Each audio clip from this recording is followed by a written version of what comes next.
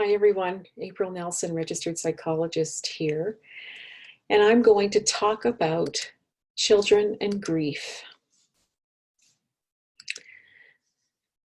So in this presentation, I'm going to review the developmental stages around grief and loss and how that impacts each developmental stage for children.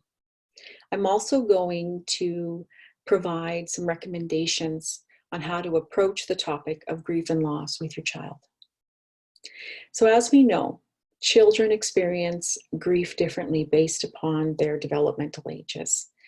And this is a really hard topic to discuss, especially if you are the parent and you've lost a spouse, or if you've lost a parent, and how do you communicate this with your child? It's very, very tough. And this is a presentation that's very close to me because I myself lost my father when I was 11 years of age. So I understand what that impact is on the family and how hard that was on my mom to deal with the loss of her husband. And in the same aspect, having all of us children around and having to communicate that to us. It's a hard time. It creates a lot of instability in the family. So first of all, we're going to talk about children between the ages of 1 to 2 years of age. Now, what's really interesting is kids around this age are very attached to their caregivers, of course. It's almost like this intuitive connection where they really tune into your feelings and they're really watching and very observant at this age. And as a parent or as a caregiver, you kind of identify when things are off with your kid because they'll express it through distressing behaviors, or if something goes wrong, you know, because their behavior is off. And their language development is starting, so it becomes frustrating for them to actually communicate what they want to verbally, so that's when they do the acting out. So what's really important with kids at this age is that there is a loving and nurturing environment available to them. And when they do have that loving and nurturing environment, they can adjust and adapt to the death of a loved one. And it is a lot more easily adapted when you've got that environment for this age, well, with any age, but as I'm talking about between 1 and 2 years old. So how do you communicate to them? Well, because their language is just developing and they're listening and they're observing, it's okay to let them know that their loved one is not coming back. I think the biggest thing with kids around this age, because you've got that environment that's loving and nurturing, maintain the child's routine. So minimize any change at all to the environment. Keep special items close to them, such as if they have a favorite teddy bear or a blanket. And the other thing too that can be very soothing for children this age, and I know that it's soothing for me when I lost my parent, and was to have an item of that parent around you, whether it was a t-shirt, a clothing item or article, a blanket or a pillowcase. And the reason why was because of the scent, and that scent of that person is very soothing. And of course, smell is one of our strongest senses. Now, what about kids from the age of around 3 to 5? One of the important things to recognize around this stage of development is that kids take things literally. So if you're comparing death to sleeping, or if you're comparing death of a loved one to that person has left us, you can actually create anxiety in your child because they may not want to sleep because there's that comparison of death to sleeping. Or they may have this fear that their loved one or their caregiver may actually leave them. So it's very important in terms of how you communicate to your child the loss of a loved one. So I would recommend using very simple, honest explanation. So rather than saying grandma has left us to a better place or grandpa is sleeping, you can describe death just as it is. You know, their body has stopped working. I know we want to protect our little ones from the reality of the situation, but we also have to understand their developmental level and how they're going to take it. So it's okay to present it the way that it is. The other thing about this stage of development too is that sometimes kids may feel that they had something to do with it. That somehow if they could have said something or did something different, that this loved one would not have passed. And this is what's called magical thinking in this developmental stage, and it's all normal.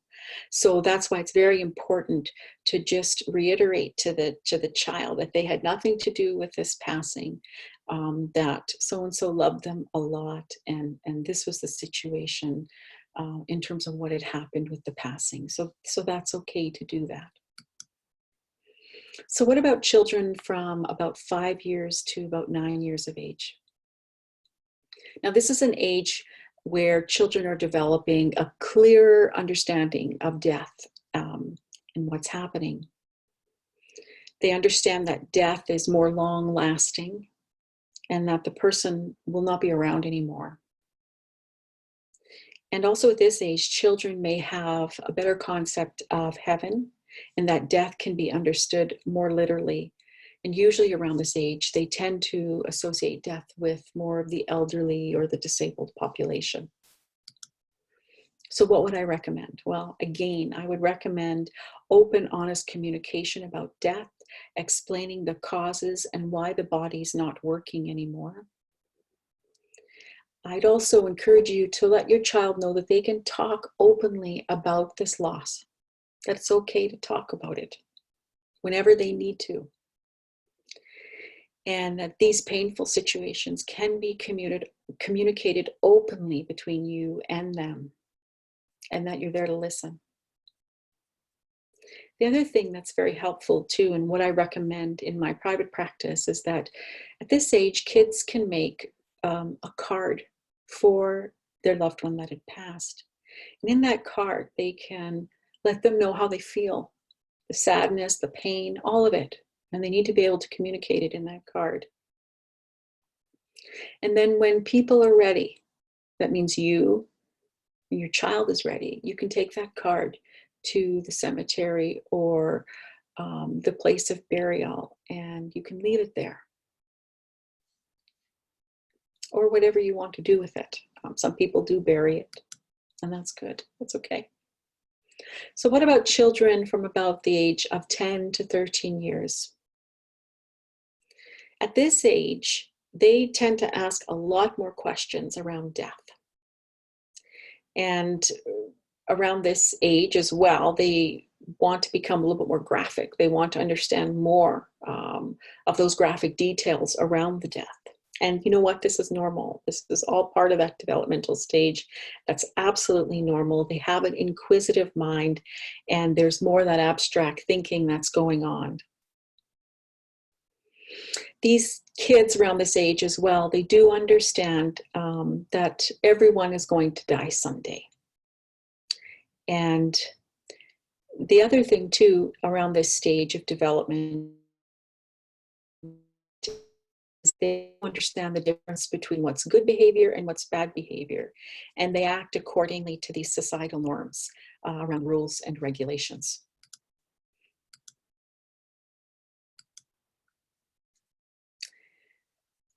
Okay, so in terms of the recommendations for this age, again, important to communicate, honest with your child, that also that we cannot prevent death, and that death doesn't mean that we're being punished.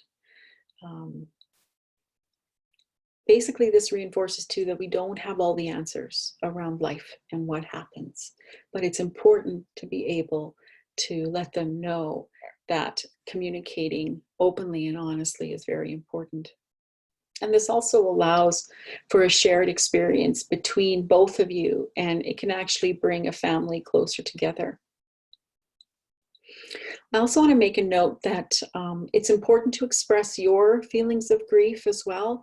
However, recognize as an adult that you don't want to overwhelm your child with these feelings. It's important to maintain that parent-child boundary to regulate that amount of expression, because that can actually overwhelm the child and make them a lot more uncomfortable. And in many cases I've seen where it's then the child that begins to care for the parent.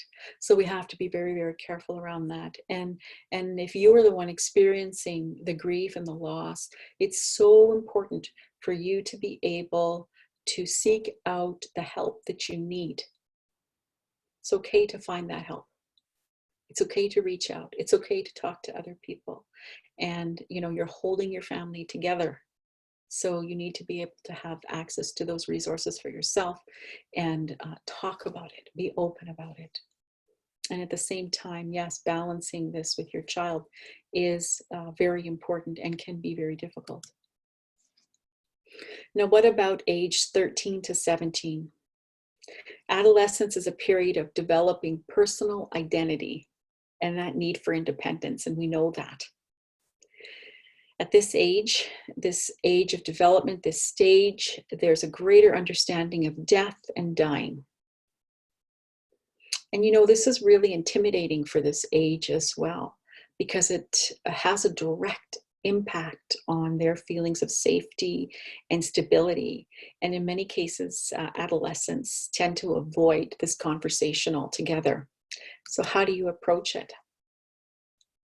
I'd let them know that I'm available anytime to talk.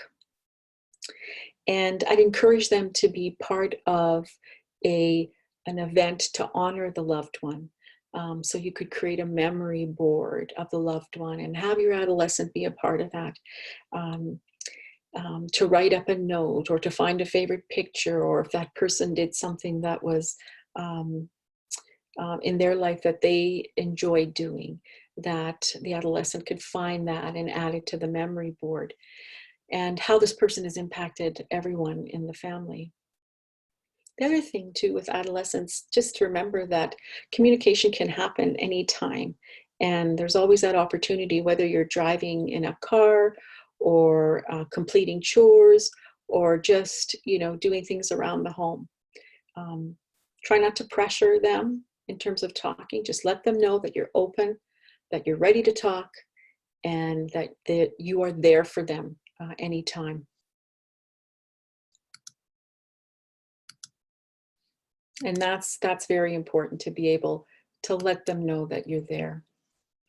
So in closing, thank you for sharing this time with me. If you have any question at all about any of my presentations, please just ask away. And I hope that you found this information helpful. Please like and subscribe to my channel, and I will be posting more information in terms of mental health supports and recommendations.